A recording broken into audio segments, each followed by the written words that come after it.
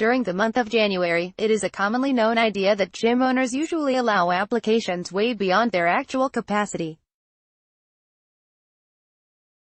If a gym can accommodate 1,000 regular monthly users, gyms during January can extend it even up to 2,500. The reason behind this is obvious. People sign up during January, thinking that this is the year that they've been waiting for. They create New Year resolutions, with goals that are so ideal and life-changing. But in reality, we know what happens. People go there, they sign up with every inch of intention to utilize the gym. Sometime around February or March, life happens, a baby got sick, a new project in the office opened up, or even someone leaves them heartbroken. For whatever reason it is, life happens, an endless roller coaster of ups and downs. The next reaction would be crucial though, for it would test the foundations of their New Year's resolution. And so, in most cases, that foundation crumbles. It collapses silently, as they dismiss themselves to this idea that, oh, it's okay to skip and not show up today because of reason X. Thus, the gym owner wins this bet, wise enough to know what will happen next. People go in there, pay a 3-month subscription, or even a yearly one, and barely even go to the gym. They create a New Year's resolution, crafting it perfectly but also failing in executing it consistently. The problem, in this case, is not the gym nor the gym owner. It's not even their hanging bellies or bulging arms, nor has their company dinners and hangouts. The real problem here, of course, cannot really be attributed to external factors. Life sometimes gets bitter and there's nothing that we can do about it. However, the way we perceive life is something that we can definitely improve.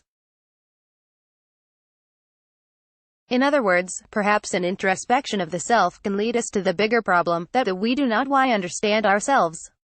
When we make goals, we sometimes overshoot them because we don't have a clear understanding of ourselves. In the same way, when things get out of hand, when 2 bottles of light beer become 2 buckets, it is our lack of self-control that causes it.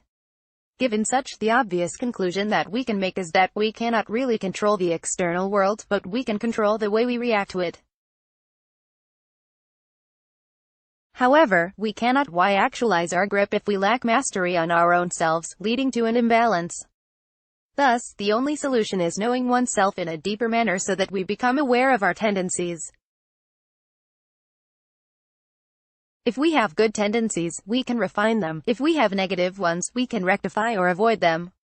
The same goes for love. Most of our decisions go overboard not because we wanted it to, but because of tendencies that we could not resist. We make the wrong choices not because of wrong partners but because of our own mistakes in life. And so, to break this curse in 2019, it is crucial to look at ourselves and see what we can do in order to address the issue. The only problem is the biggest problem. The self is a complex idea such that achieving self-knowledge remains a utopia till this day. Come to think of it, can we really truly understand ourselves from all angles that there is? Such would be a daunting task, a journey that we have to undertake for the rest of our lives. But how about our love life for 2019? If it takes an eternity to understand ourselves, can love be possible for this year? This is the primary reason that you are here.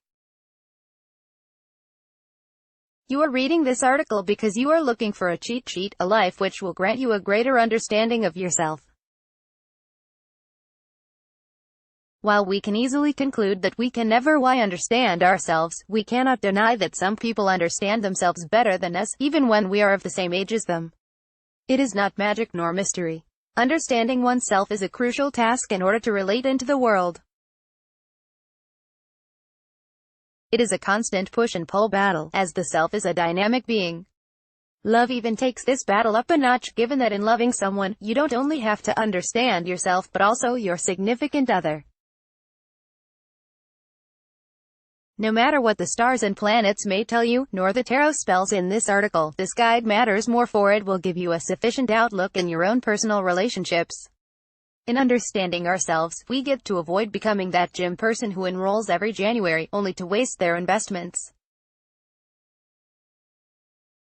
Rather, we become that person who can set realistic goals and execute them consistently because we have a clear understanding of ourselves. Love in the 12 archetypes.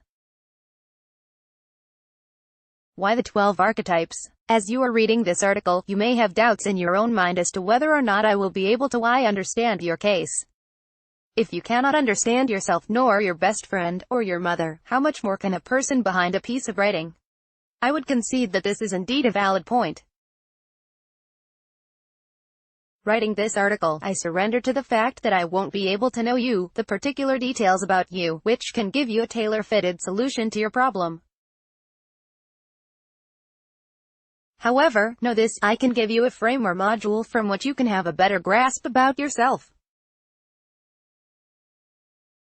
The 12 archetypes. These are 12 concepts of the self which are formed as humanity grows.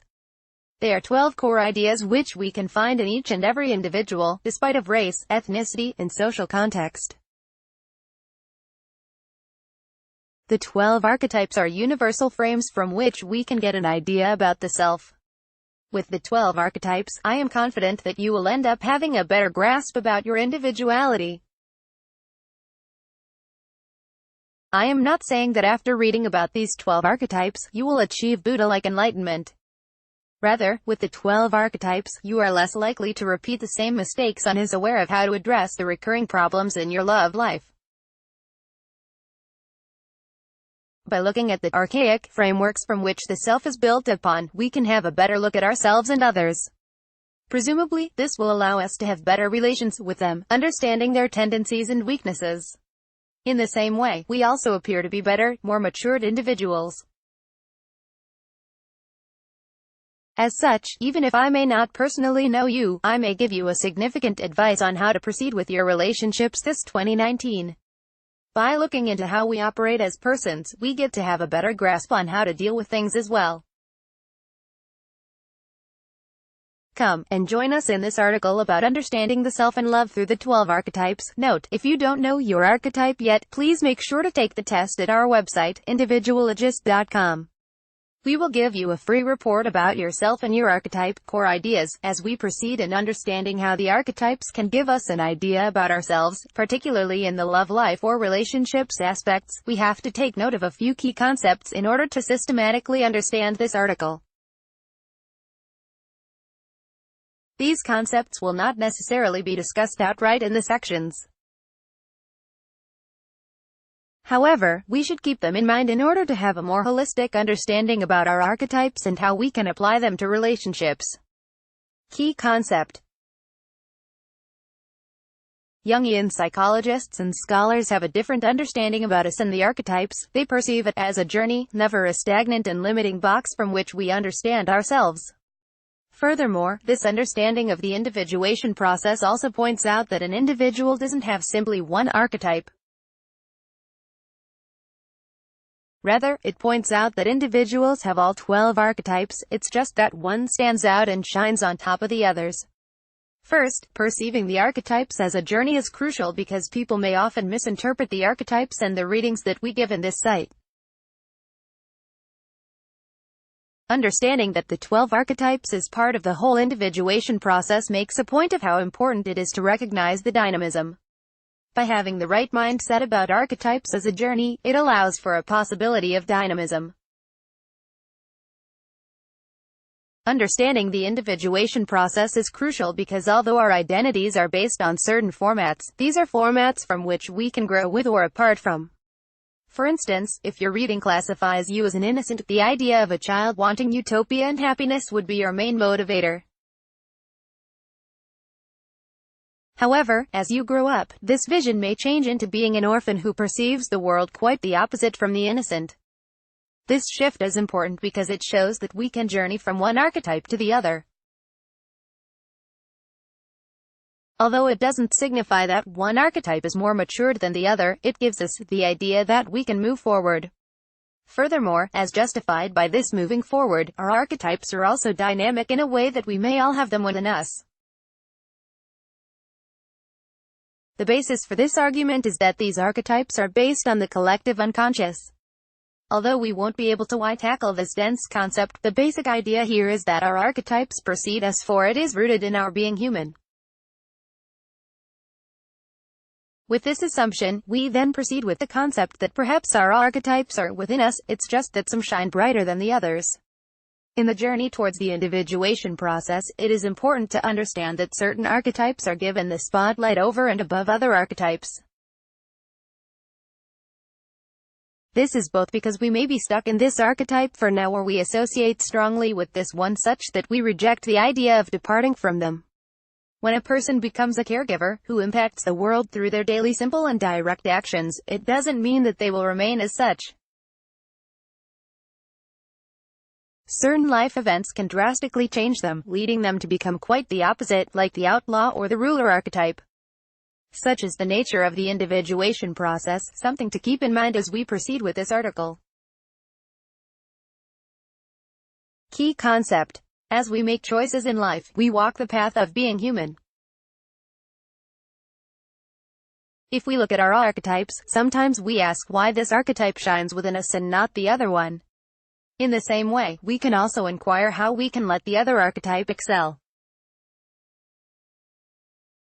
As we try to get a better understanding of ourselves, we have to accept the human aspect within us, our shadows. Shadows, in Jungian psychology, are understood as negative concepts of the self and the world that are often repressed or not manifested. Due to their covert existence, they often seek manifestation and reconciliation with our ego or consciousness. This effort to reconcile is often done unknowingly by making ideas and judgments about the world. When someone grew up with an idea of how a woman should be, any contesting ideas may be in conflict with such ideal. With the establishment of the idea that women should be prim and proper, a child may associate rowdiness and outgoingness as non-ideal. However, in this whole process, we have to see that such classification was a natural consequence of being unable to manifest or accept the other viewpoint. As such, they become shadows, ideas that we disdain but may secretly want to pursue and become for ourselves. In this case, in order to have a better understanding about ourselves and love this 2019, it is necessary to take things with a grain of salt. Perhaps, our negative association with things are not mere coincidences. Rather, they are the inevitable result of having shadows within us. Thus, the next time we try to understand the other and ourselves, the key idea in love, we can have a better framework not only through archetypes but also with the assumption of shadows. This will allow us to be more lenient and accepting, knowing that they may be acting in a certain absurd way because they have frustrations within themselves. In the same way, we also get to have a more objective analysis about ourselves, whether our actions in our relationships are manifestations of shadows within us. We can then give a more accurate assessment where the problem really lies. Key concept. Around 384 BC, a brilliant mind was born in the Western world, whose name will soon be etched in the pillars of Western thought. His name was Aristotle, the most famous student of Plato. Aristotle is highly regarded for his philosophical ideas, tackling both the tangible and intangible world, metaphysics.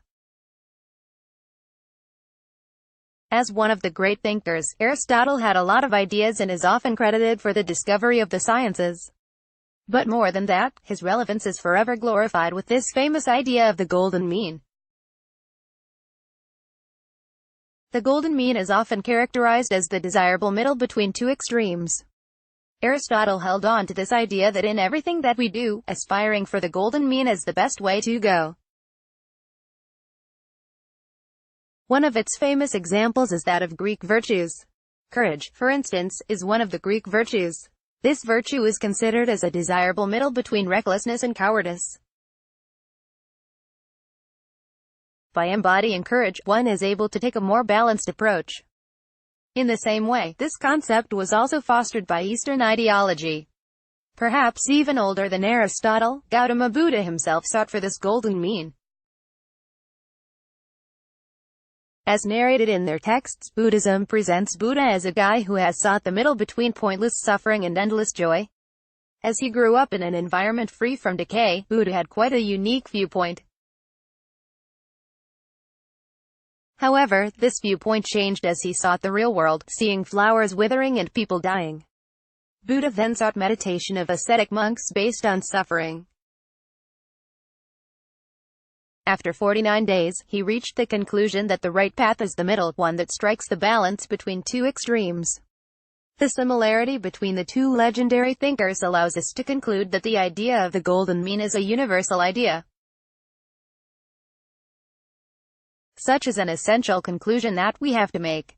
With the archetypes being archaic and universal, a core idea in understanding them must also be of the same stature. The golden mean, an idea that is popularly shared by people across time and space, perfectly fits this case.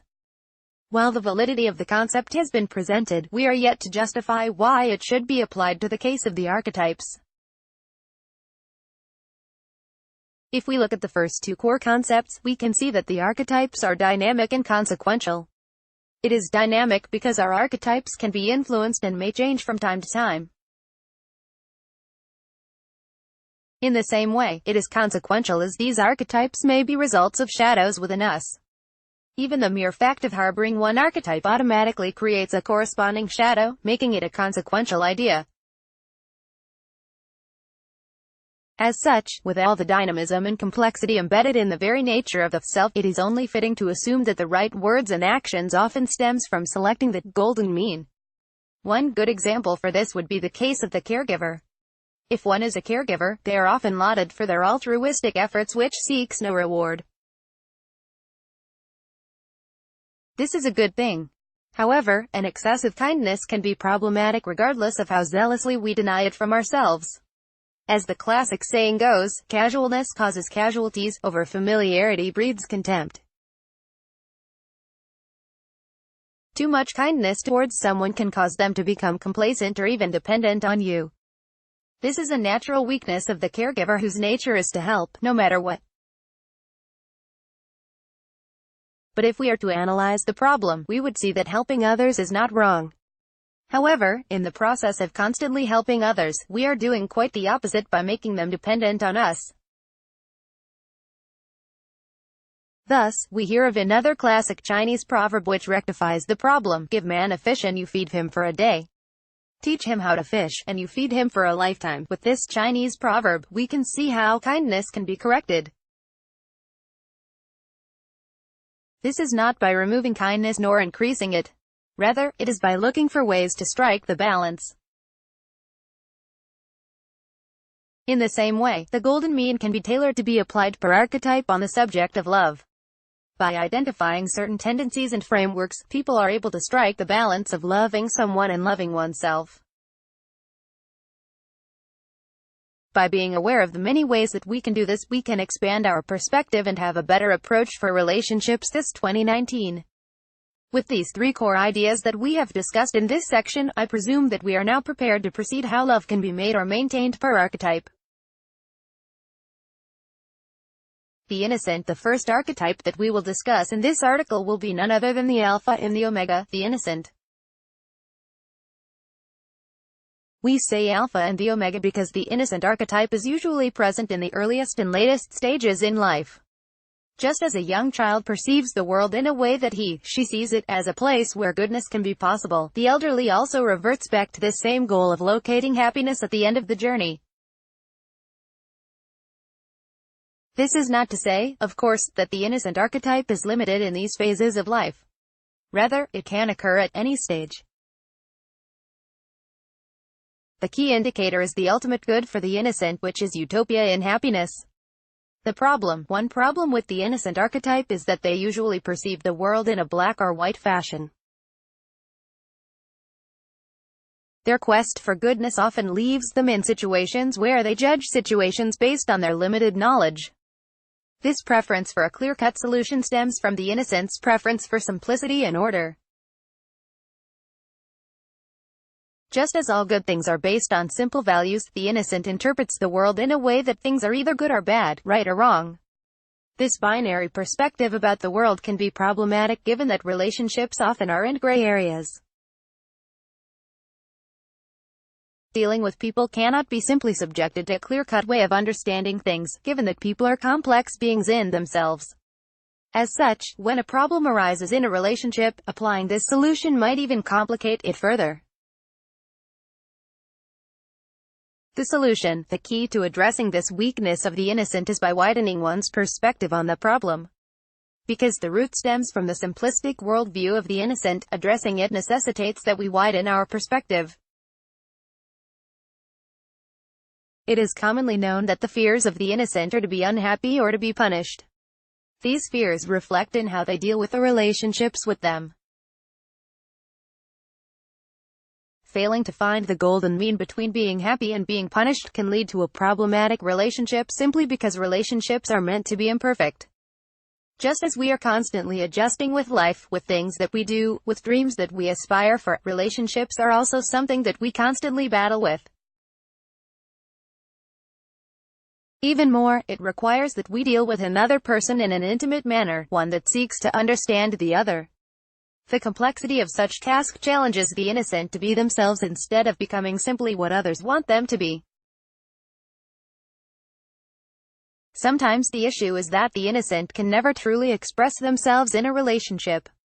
Because they are ultimately concerned about being happy and avoiding punishment, the innocent may have the tendency to downplay issues in a relationship. When someone is doing something wrong, the innocent has the tendency to simply turn a blind eye to this issue.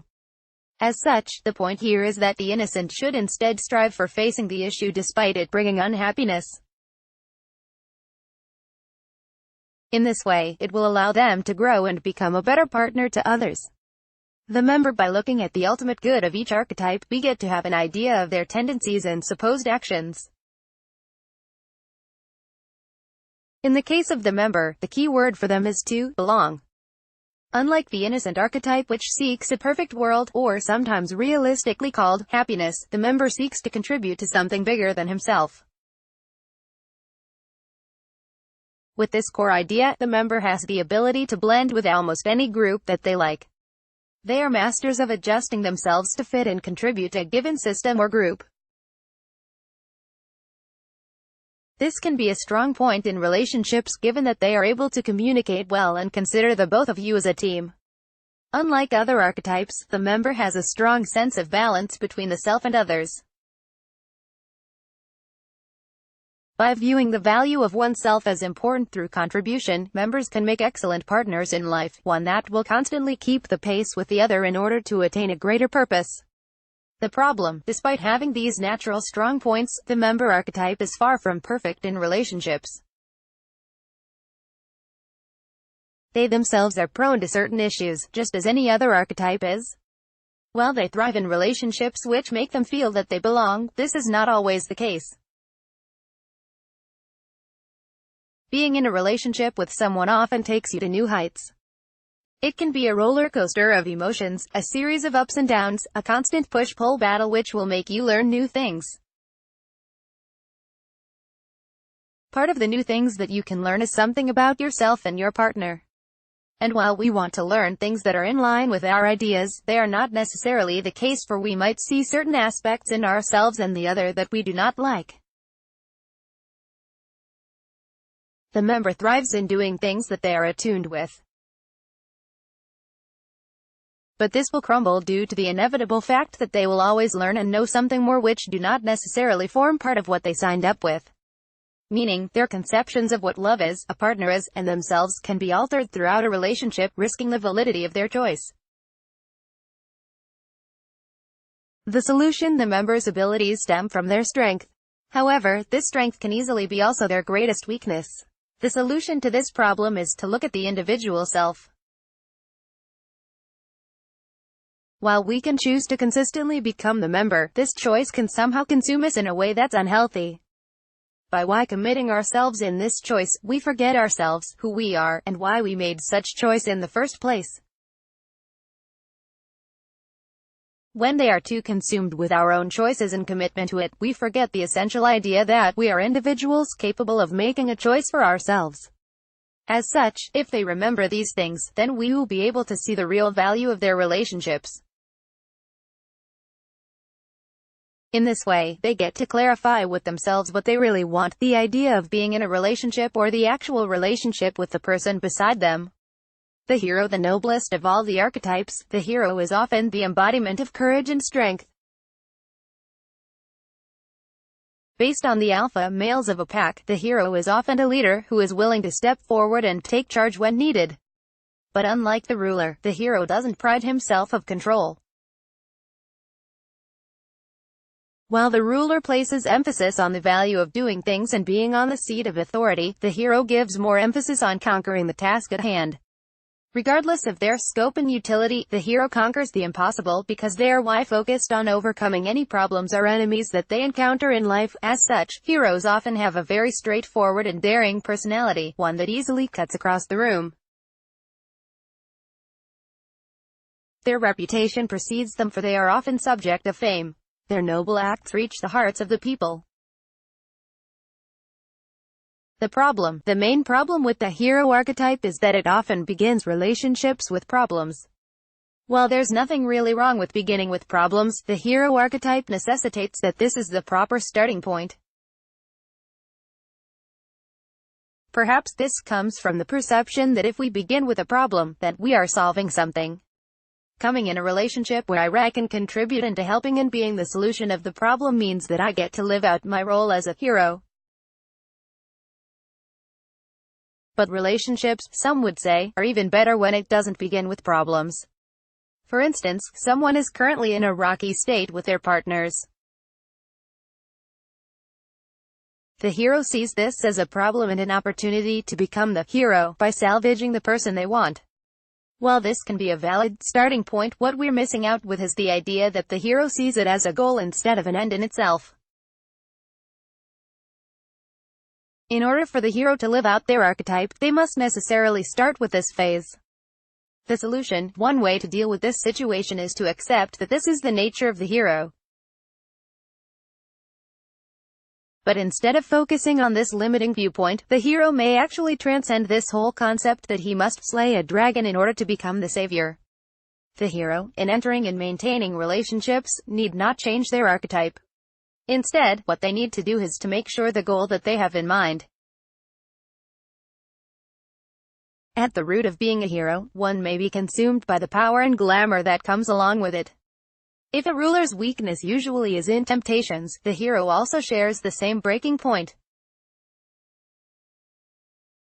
However, for the case of the hero, it often comes with the obsession about one's status, more than anything else. Being a hero grants you the spotlight, which can make you obsessed with. That's why, as literature describes it, heroes are often corrupted as they go along because they constantly want to become that figure which people admire. In the same way, while helping others in a courageous manner is a great quality for being in a relationship. However, heroes simply have to be conscious about this fact and the goal that they have in mind. At times, their goal and the right thing to do may be aligned. But as a relationship carries on, this will be tested into waters. It is up to the hero to do the right thing. The caregiver, the unique quality of the caregiver which allows them to stand out amongst all archetypes, is altruism. Compared to all archetypes, the caregiver is someone who always places others first. But contrary to other archetypes, the caregiver gives value to others expecting nothing in return. Just as a mother will do everything for their children, the caregiver will be there, like a neighbor, who is willing to help at any moment. This is because the key good for the caregiver archetype is to contribute to the lives of other people. Unlike the member that needs to belong, the caregiver can be a barbarian type as long as they serve their purpose. As such, we often see them in relationships as the giver, who is willingly and wholeheartedly loves the other unconditionally. The problem, same with their weakness, the caregiver sometimes lacks in valuing themselves. Meaning, the caregiver may be this altruistic person because she doesn't pay attention to valuing themselves. In the same way, the weakness of the caregiver translates into dependency of the other towards them, just as a child is dependent on a mother for food. Carrying on with relationships in this manner can become problematic and cause unnecessary conflict between couples. Even if the caregiver is a totally good and understanding person, the lack of relationship dynamics can crumble the relationship. For instance, the caregiver archetype is in a relationship that seems all well and good. Suddenly, the partner loses interest simply because everything becomes less interesting. This loss of interest, which can be quite unfathomable, is technically a result of the static approach of the caregiver. Being constantly available to the other makes it less of a romantic relationship and more of a mother-child or best friend relationship. The solution, being a caregiver type in the relationship, is not necessarily wrong. As a matter of fact, many people long for a type of relationship where their partner genuinely cares about them. As a caregiver, one might be able to satiate this desire. But being a careless caregiver type can change the meaning of genuinely caring for the other. The caregiver, as a natural tendency of their archetype, has the tendency to build their life as a pillar of support towards the other. This may become the problem of the relationship itself simply because it won't be a romantic relationship anymore. Rather, it will either be a provider-type relationship or dependency, depending on which side you would like to emphasize. As the caregiver is constantly present, things can become stagnant, which is the enemy of progress. Feelings will eventually fade, and before the caregiver knows it, the relationship has already ended. But this shouldn't necessarily be the case, nor is the caregiver eternally trapped in this premise. The solution to this problem is for the caregiver to place a little bit more emphasis on self-love. By loving oneself and not attaching one's value on the partner or the relationship itself, one is able to retain their self-worth. People are attracted to persons who are either of the same level to them or higher than them. If you simply follow the path of the caregiver, you will eventually become lower than the partner. But if you realize your self-worth, you attract the partner. For 2019, the caregiver should start caring for themselves first.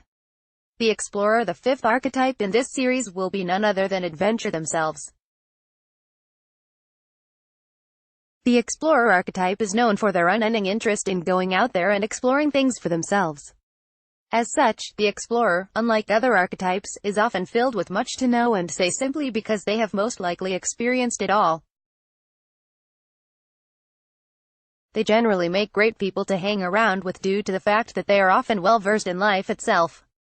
Being an explorer, their strength is in constantly searching new ways of understanding life, regardless of its complexity. Explorers often flourish in face of mystery, for it is what they are seeking. In the same way, love can be one of the many aspects of life that the explorer can pay endless attention to. The dynamic nature of relationships attracts the explorer, possibly making them eternally caught up in this ever-changing landscape. One particular problem with the explorer entering a relationship is commitment. While the explorer archetypes are particularly a fun person to be with, this joy can be fleeting given that they are ones that focus mainly on finding out about new things. Being in a relationship is always a new thing, but for most part, it is filled with small and loving struggles together where the silent acts of simply being there when it counts the most matters the most. This nature of relationships can become a problem for the explorer archetype given that they are often out there to go to an adventure. Being tied down onto a relationship can be quite burdensome for them, as it goes against their nature of spreading their wings. While in a relationship, the explorer may possibly be prone to constantly venturing on new ways to love and will eventually face a deadlock. The response to this deadlock will matter the most whether or not the relationship will continue. If the explorer is unable to think things through, they might easily opt out of the relationship. Just as someone comes and goes, the explorer will treat it simply as a happy experience instead of something to actually build upon. This is because the explorer is not interested on building upon something. Rather, they may be more focused on experiencing things, and if the going gets tough, they simply opt out. The solution, as we have stated in the core ideas, the key to moving forward is balance. By aspiring for the desirable middle, more than anything else, any archetype can become the best versions of themselves. Given this premise, even the explorer will be able to love and stay in a relationship. Instead of seeking happiness from an external source, the explorer can approach the relationship in a manner that she will give unique value to it. By giving this unique value, the relationship will be empowered without necessarily taking away the adventurous nature of the explorer. But of course, this is only possible if the explorer sought balance within one's life. If the explorer is still in a very outgoing and adventurous mode, then they should think twice of starting a relationship because they might eventually need to break it. But if the explorer sees the value of the relationship to be something worth keeping, then the inevitable compromise should be done. The explorer should be able to realize that some things count more than getting to know the world. The outlaw is one of the commonly misunderstood archetypes. The outlaw is often portrayed with unnecessary recklessness and groundless destruction of systems that are already in place. However, the outlaw archetype is necessary for progress. When things are in place and systems are built, there's a good chance that it can slowly lead to stagnation and even abuse. For the outlaw, rebellion from the current imperfect systems is the core good, for it is what leads to progress. By constantly challenging and changing the system, the outlaw yearns for a better tomorrow. Given that, they should be given a fair amount of benefit of the doubt. This is because the outlaw yearns for a positive change, unlike the unfair perception that they just want to reasonably stir things up. With this, their relationship statuses can be quite questionable and problematic. The problem, the nature of the outlaw to resist things and feelings, can be a core problem why they could not get themselves to fall in love this 2019. By constantly viewing change as the core good, the outlaw will seek to break rules of the relationship, even the very idea of having one. This assumption, of course, is guided by the perception that the outlaw is unable to maintain a healthy relationship that is built on trust and confidence. While the outlaw continues to seek and reject things, this is for the sole reason that the outlaw thinks that if one is to enter a relationship, they will lose their freedom. The nature of relationships is that they usually tie us down. Depending on the dynamics presented, a relationship will tie and wear down the partners, given that some freedom will be limited when one is currently there. Furthermore, being in a relationship requires harmony and stability, something that is naturally difficult for the outlaw. It is quite contradictory to their nature, which blends with chaos. In other words, the cynic nature of the outlaw will most likely bar them from getting or even falling in love. The solution: the outlaw has no choice but to loosen up a little bit and to see life from a wider perspective. While we usually regard the outlaw with heroic type of reverence, especially when they are fighting and succeeding with the proper moral cause, their viewpoint with life can be quite limited due to this cynicism. In other words, to solve this issue, the outlaw has to face the fact that love in relationships comes with a price, and that is one must make herself vulnerable to the other. What this means is that the outlaw has to accept two things. First, that love and relationships are about self-acceptance. By seeing this viewpoint, the outlaw will see that not all things thrive and is resolved by conflict and revolutions. Sometimes, things are built upwards, and repaired along the way. Second, the outlaw must be able to recognize that love and relationships are about mutual compromise. This point is crucial for the outlaw because it defines that people have to let go of some preconceived notions about how life should be when they fall in love. The outlaw must learn how to compartmentalize, meaning that when they fall in love, it doesn't necessarily change their viewpoint in life.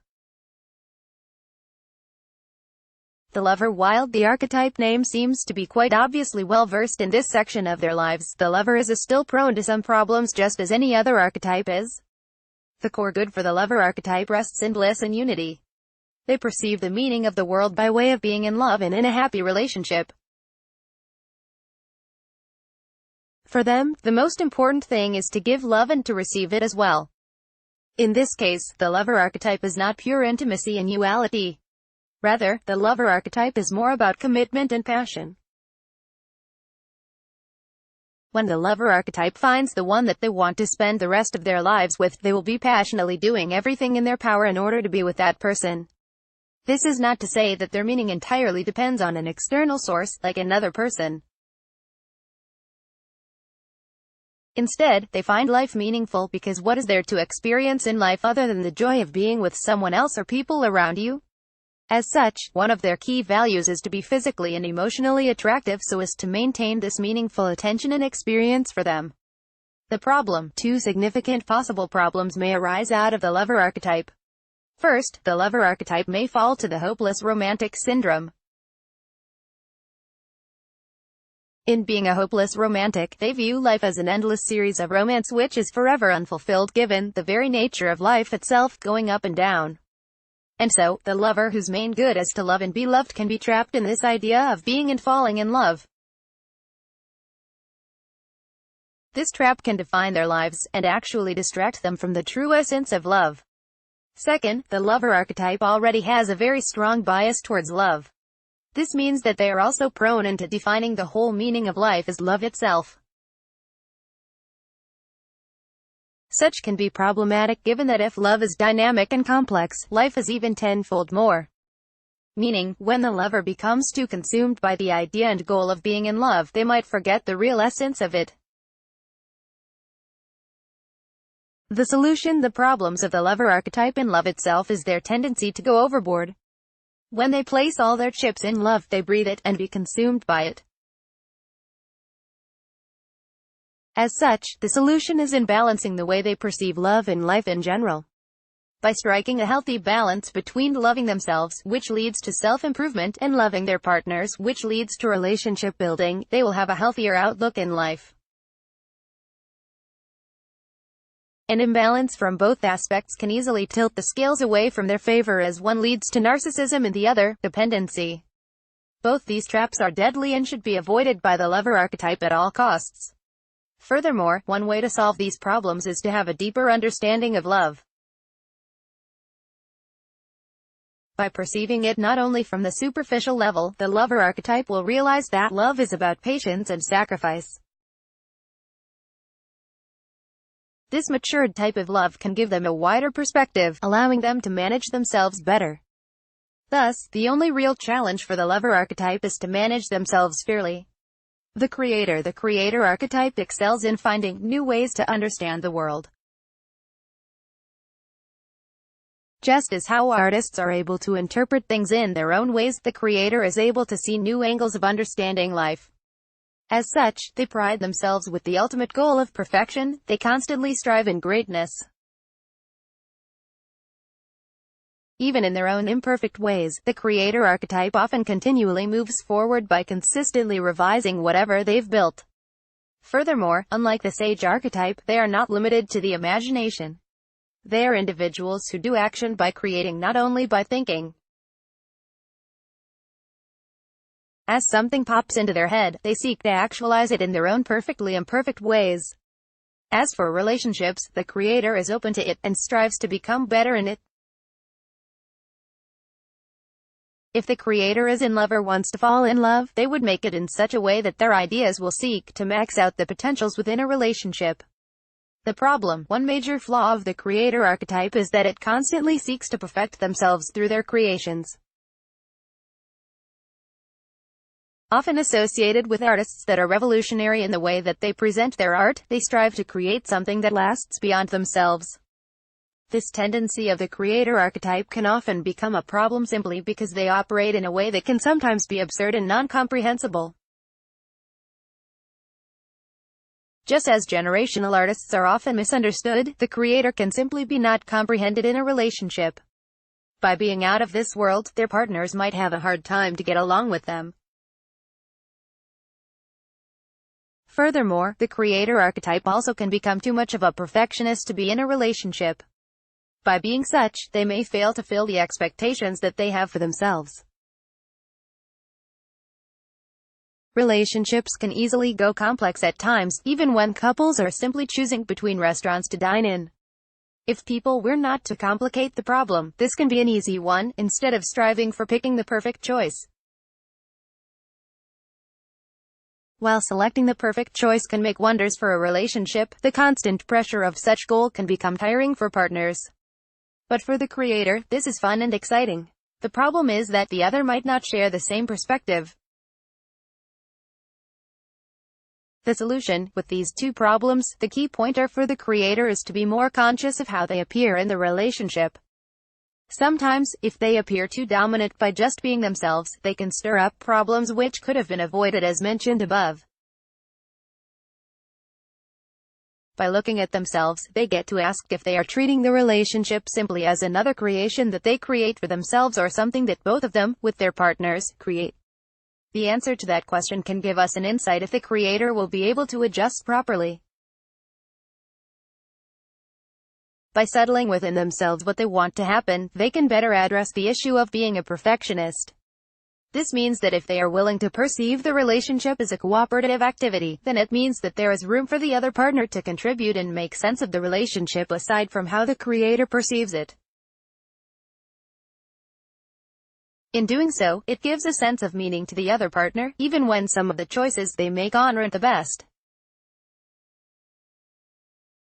Allowing the creator too much control can lead to better choices but can also become quite dull. For instance, even if the creator already knows that the chicken nuggets in some random store doesn't really taste well, they may allow the other partner to still buy it for both of them. The goal in doing so is not to pick the best chicken nuggets available, but to give the other partner some control and share in the relationship. Love in relationships, then, will be perfectly imperfect in its own way through the susceptibly wrong but more meaningful choices that both of them make. The jester, perhaps the most entertaining of all the archetypes, the jester excels in being the lifeblood of the party. With their bag of jokes, the jester is an excellent entertainer, often capable of making things interesting and lively. This is a natural consequence of their consideration on what the core good is. For them, the essential good that they must aspire for is happiness and pleasure, for life's meaning is embedded in it. For short, the jester is not interested in creating or building something. Unlike creators, rulers, heroes, and the like, the jester is not interested in some immortal perception of himself or what he's done. Rather, the jester has a somehow deeper understanding that the nature of life is one that ebbs and flows, that the meaning rests in the experience within this pattern. Given this, we can take the jester as someone that seeks to live in the moment. As life approaches them and as they approach it in return, they don't seek to keep it but to experience it. Their living in the moment shows that they love to just enjoy whatever is there, for they find it meaningful, more than anything else. The problem, while the jester archetype can be quite good in keeping the fire burning in the relationship, this flame will eventually wear off. No matter how hard the jester will try, there will be days wherein their partners won't be sharing the same laughs with them. This part of relationships, which is not only about the good parts but also the ugly ones, can run quite contrary to their goal of seeking pleasure and happiness. The jester may find this problematic and may try to address it by using palliatives. However, these band-aid solutions presented by the jester archetype can be quite superficial and will not address the direct root of the problem. Instead of addressing the irreconcilable differences, the jester is often tempted to just make fun of the moment or make the moment fun. Such tendencies are naturally born out of the jester's desire to live the moment, instead of doing something about it to make it last. Given this predicament, they often forget about the consequences of their actions, and focus on the result instead. As long as they are happy for the moment, they carry on, even when they know the ride has to end someday. One solution that the jester may explore is checking in on himself if she has any issues that they are trying to cover up. Why so? This is because sometimes this archetype emerges when people try to cover up something that they can't get over with or something that they hate within themselves. Just as when some of us keeps on posting memes, we perceive the one posting as a happy person. But while their memes are extremely funny, we fail to realize that they may be sad from within. In this case, having this inner loneliness can cause problems to the relationship, as the jester will constantly look ways of covering it up.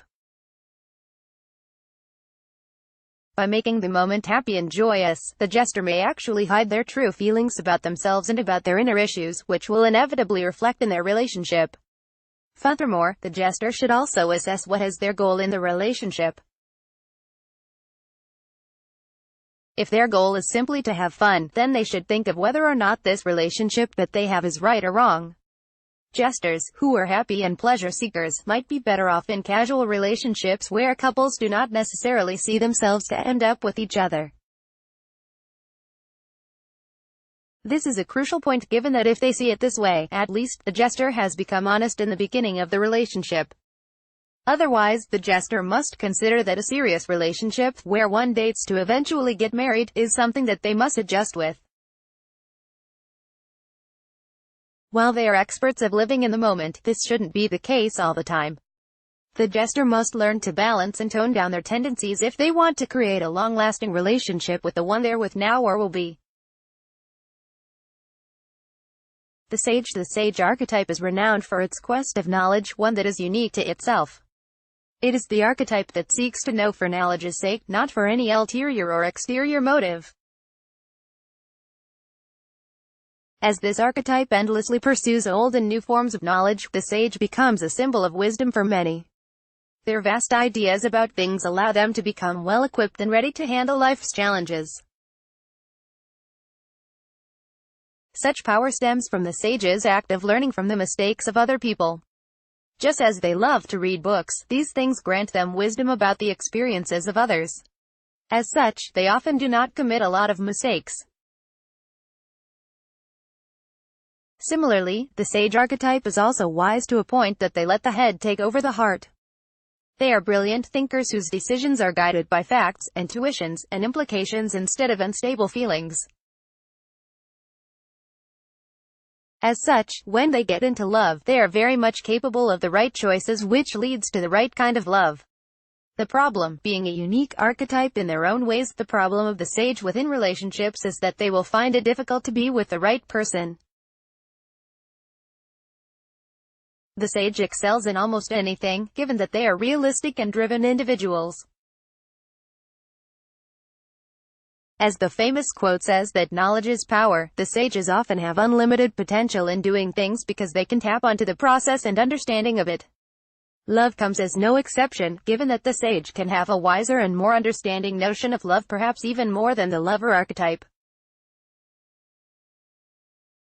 Because the sage is not attached to any worldly possessions, they are also often not bound by their social statuses and reputation. Because they seek knowledge for knowledge's sake, they are the embodiment of philosophia, which means love of wisdom.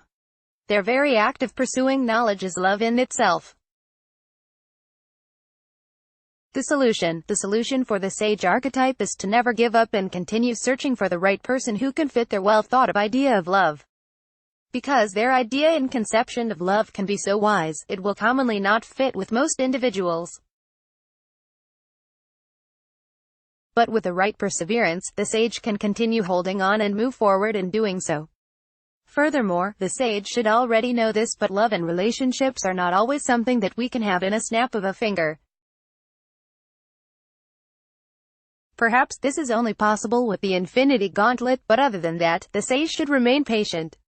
This is because when people fall in love and decide to stay in love, this choice cannot be forced. This is a choice that is like a seed growing into a tree. We need time, understanding, and patience, just as a tree needs sunlight, water, and nourishment. Loving someone requires that we go beyond our individuality, beyond our quest, beyond our ultimate goal, and be ready to just give everything up. The sage understands this, and as long as they continue to have faith and patience, they should do fine. The magician archetype, perhaps, is the luckiest of them all. This is because the ultimate good for the magician archetype is power. They are often associated with individuals who are naturally gifted with the capacity to do whatever they want, whenever they want. Just as a magician can magically pull a dove out of her sleeve, the magician archetype is able to showcase this prowess by letting people know that they are able to make things happen magically. What do we mean by this? The magician archetype is different from all other archetypes simply because they are the ones that can make wine out of water. In other words, no matter what situation they may face in life, they will always be able to pull a string out and do the improbable. And so, this same characteristic extends even in how they deal with love. By being capable and powerful, the magician is able to make people fall for them if they want to. They are individuals who are able to mesmerize people with their charm alone, making the general public wonder what's in them that makes them become amazing. The problem, just like the sage, the magician is often perplexed in why they could not find love. If they are real magician archetypes, the powers of the universe and fate are within their hands. They should have been able to do almost anything that they want, and so, it makes them wonder sometimes why things don't go their way. If the magician is not yet in a relationship and wants to be in one yet struggles to be, the only logical reason behind this is that they may have forgotten their powers as a magician. In forgetting their value and individual uniqueness, the magician may lose their chance in love, just every other archetype. Compared to other archetypes whose identities and tendencies are part of them, they often have their own way or form of falling in love. But for the magician archetype, this is not necessarily the case, for they simply have the power to become whatever and whoever they want to be. Faced with the sheer complexity of love and relationships, they may forget that they are magicians and thus end up with no way to love the other. The solution for the magician archetype, of course, is to remember why they are there and how they were there in the first place. Love can lead them to a long, winding, and crazy road, to the extent that they may forget their magical prowess. The key to solving this is going back to the basics and getting a hold of oneself. Magicians can do this by making sure that they have enough self-confidence and belief in themselves, ensuring that they are able to move forward in the relationship.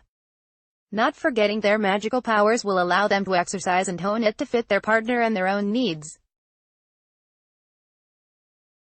Meaning, for the magician archetype, nothing really is impossible, for they will always find a way to make things work.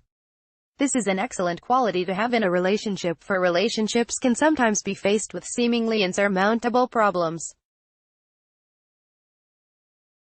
The magician can face this, for they are one of the few archetypes that believes that nothing is impossible, and everything can be within their reach if they wanted to. The ruler, the last archetype in this series, is none other than the ruler archetype. This archetype may seem as one of the best archetypes to a certain extent, for they are people who commonly excel and have a huge influence about things. Their ultimate good rests in having control and being in control, not because they want to become dictators but because they are just alphas in their own way, seeking to actualize how to properly govern people.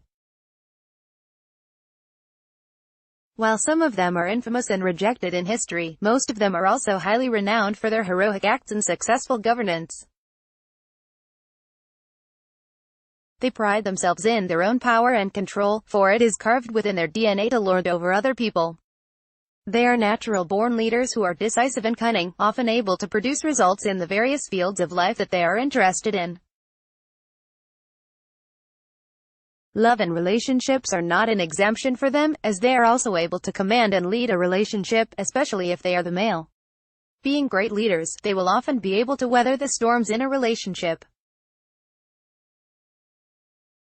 Their problem-solving skills will also allow them to locate and identify what's wrong and fix it if they want to. The problem, perhaps, just as the last two archetypes, the ruler is imbued with natural prowess in handling a relationship. The key problem, however, is their obsession for control.